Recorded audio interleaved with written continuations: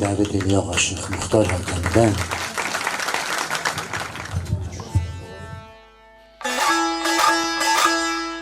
Salam əziz, hörmətli, möhtərəm, möhtəşəm məclis iştirakçıları, üzvləri. Salam bütün şairlər, nazirlər, alimlər, har vaxtınız xeyir olsun inşallah.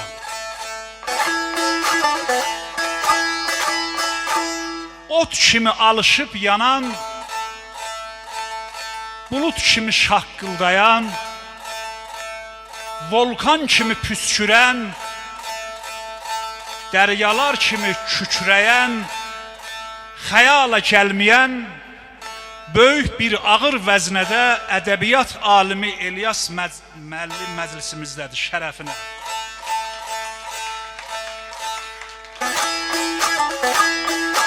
İlyas müəllimin bütün şairlər, yəni Qayabaşı, şairləri, alimləri, ədəbiyyatçıları, həvəskarları, xüsusilə aşıqları əlindən su içirlər. Bu tapmacanın da cavabını mən açım sizə. O cümlədən İlyas müəllimin bir uca heykəlli dağının zirvəsində ovçu həmişə ov ovlayar. Amma burada ovçu ovu istəyir ovlaya, ovçunu ovlaya yəni. O cümlədən bizim əziz yoldaşımız, qardaşımız, onlar kitab müəllifi, indi 5 kitab işıq üzü görür, məzahir cənabları, təhqiqatçı, mühəqqiq, necə deyim, aparıcı, böyük natiq, tanınmış, xüsusilə bizim türk tarixin gözəl bilən. Sizi təbrik edirəm mənim əziz qardaşım. Biz axıra saxladığınıza görə bilirsən, siz aşıqla böyümüsünüz, Allah atana rəhmət eləsin. Səs biraz ağır işlər belə yerdə. Mənə də misri vermişsiniz, qalıb beləcə şükür. Eşq olsun bütün Azərbaycan xalqına, şərəfinə.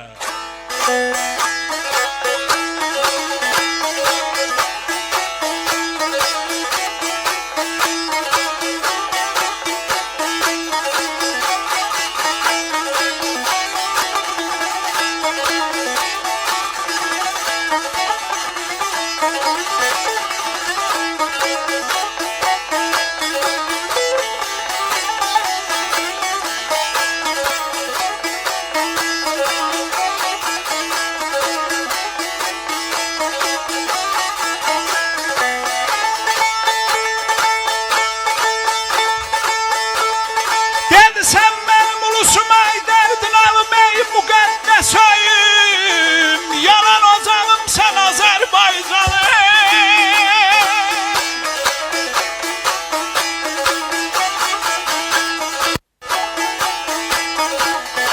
Sen arzum dileyim, hayal çiçeğim, kaynar bulağım sen Azerbaycanım.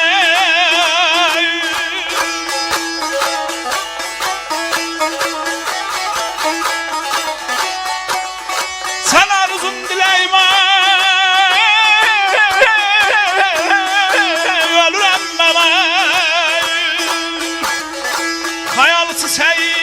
kaynar bulağımsan Azerbaycanım, ay qadanay.